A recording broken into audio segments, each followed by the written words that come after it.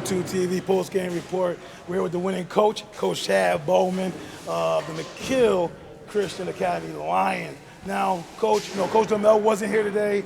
He had a rookie on the bench in July Cancer who's a fabulous young mind in the coaching. I think he's going to do phenomenal things in the years to come. But what were you preparing yourself for with a Domel coach type team today? What were you preparing your guys for? Yeah, well, first off, I certainly want to wish Coach Domel the best. It's always fun coaching against him, and he's been under the weather, so we hope he's feeling better. He gets, returns to full health. But they have a program at CBA, so not that it's plug and play, and I think Coach Cancer is going to be a great coach for sure. And he had his kids ready to play. Obviously, they came out of the gate, jumped up 8-2. But you're kind of getting ready to play against a system of play where they play disciplined, organized basketball. So it really didn't change how we play. Now, you had Terrence, man, keep you guys afloat. The transfer from Troy, man, it had to be a godsend from coming to your program this year. Talk to me about his abilities and what he brought to your win today. Yeah, Terrence is doing a good job. He really attacks the rim well. Finishes great around the basket, and so that puts a lot of stress on the defense. And even tonight, whether it was foul trouble, and it was a physical game. Both teams play. They clearly let the players decide the game. I think it affected shooting percentages a little bit because it was real physical tonight. But Terrence is good at playing through contact. And he'll probably tell you, he even has a great game and he still put up some pretty impressive numbers. But he's been great for us and fits in well with what we like to do. Now, how good is this team? I mean, I've only seen you guys in Times Union with one game so far, and they even put your box score in there. They only got Amsterdam in there, but hopefully they can fix that and get that together. But how good is this team? How good could this team possibly be at the end of the year?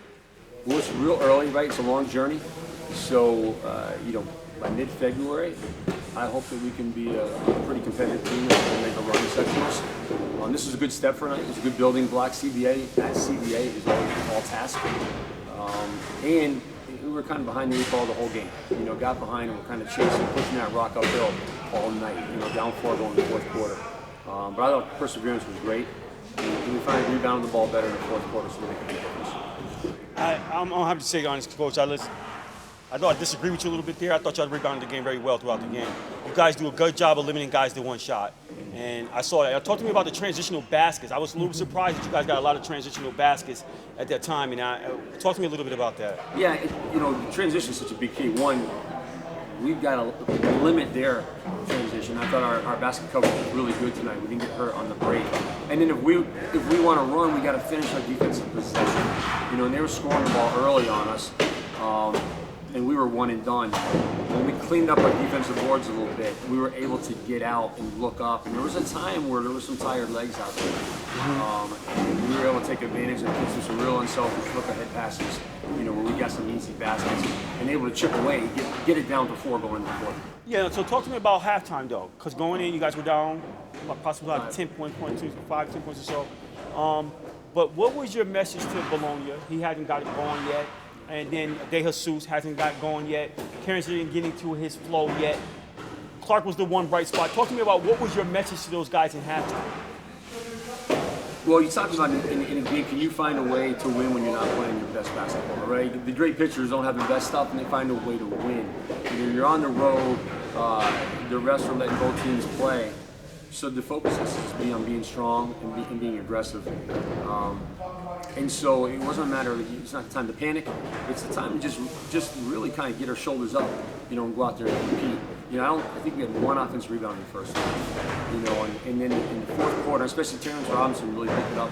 A couple key plays. I thought he ran down an offensive rebound and got the and one that tied the game there at the end. I thought that was kind of the play of the game. We were down 6 and we got to 3 and then he made that play. And then I thought we did control our defensive boards well in the second half. Yeah, my last question to you, you talked about the officiating tonight, and I actually thought I was appeased by it. I thought they let them play, there's some physicality there, but hey, basketball is a contact sport, it's physical. Talk to me a little bit, do you like that kind of style of play? Because I'm advocating more for the ticky-tack stuff to kind of go away, let these guys play. What's your thoughts? No, I love it. Letting the kids decide the game is the way the game should be played. And both teams are playing hard. When a game gets out of hand, that game wasn't out of hand in terms of nobody was taking shots at anybody. Both teams were playing hard. Could they have called a couple more? Both of those officials played extremely hard. they're really committed to the craft. They'll look and assess just like we do as coaches.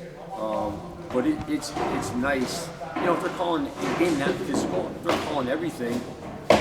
Yeah, then you're decided by the bench, and that's no one really wants to see that necessarily.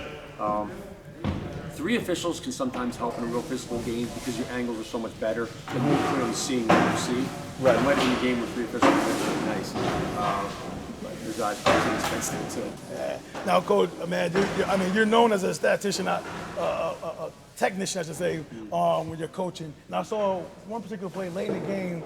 You drew up something after a timeout for Terrence to get the ball down low, and it worked. I'm like, you said, come out of time, I want to see what this coach comes up with. And you came up with a critical basket. Do you have a million of those plays? I mean, what do you do? You've worked them on practice all the time, or something you guys they catch on real quick to what you wanted to do in huddle? Yeah, I think just as coaches, and just like every other coach, we're no different. As much as we can put our kids in a position to be successful, and knowing that teams are trying to mess with you, right? Whether it's zone or man, or they're switching, as much as you can have something ready, and obviously you have an ATO, if you can have a play that you feel good in, kids have confidence in their stuff. They have confidence that if we execute, we're going to get a good shot. We might make it, we might miss it. We missed the backdoor layup there that we hadn't set up, and now that's a critical point. That would have been nice. But as long as you're confident we're going to get a good shot, I think that helps. It goes a long way for the kids.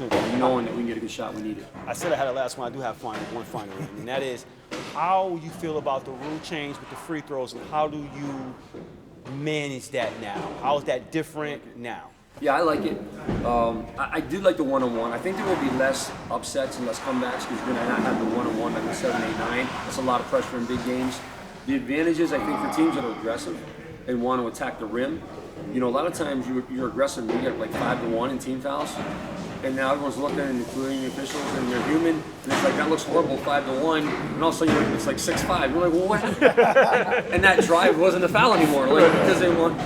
Now that erases in the second quarter, right? Because you work hard to get that foul differential. You work hard by being aggressive, not settling. So I think it eliminates some of that. Because now you see 0-0. So when you go up 2-0, you might be up 7-1. I think that's good for the game. It rewards teams that are aggressive. Thanks a lot, Coach. We appreciate your time. Fabulous job as always. Good covering you. Hall of Fame coach here, Chad Bowman. Thanks a lot. Appreciate you. I appreciate you too. Thank you guys.